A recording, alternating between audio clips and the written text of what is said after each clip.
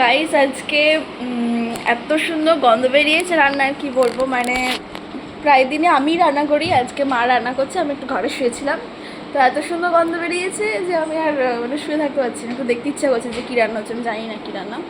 তো চলো দেখি মা কী রান্না করছে। আজকে মা রান্না করছে, মায়ের মেয়ে আসছে, মানে মার বড় মেয়ে।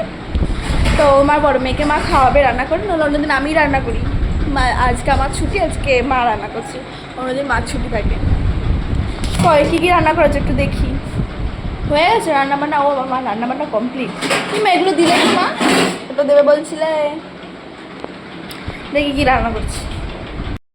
এই যে লাল শাক ভাজা, এখানে ট্যাংরা মাছ তো এটা, আর এই যে ডাল।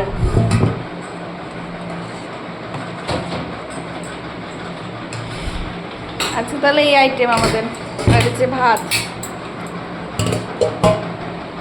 2000 years later. কি ভাঙলে? আমি একটা কাচের গ্লাস ভাঙার আওয়াজ পেয়েছি ঘর থেকে।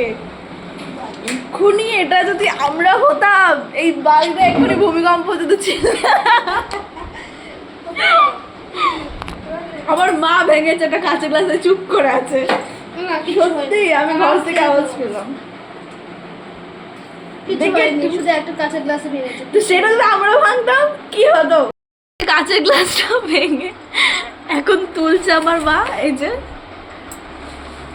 ঘর থেকে চুপচাপ আওয়াজ পেলাম, তার জন্য ক্যামেরাটা নিয়ে ছুটতে ছুটতে আসলাম। দেখো সাবধানে তুলবা, হাত কেটে। কে বলে ভালো, কে বলে ভালো না, না কাঁচের গ্লাস না। সে ভালো কি ভালো না সেটা বড় কথা না, বড় কথা হচ্ছে যেটা আমরা ভাঙিনি, আমরা বেঁচে গেছি। জানতে থাকলে তাই করবো। আমরা ভাঙিনি, আমরা বেঁচে গেছি।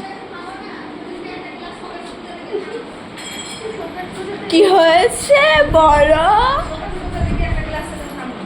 কে ভেঙেছে? तुझे सब है पता है ना माँ।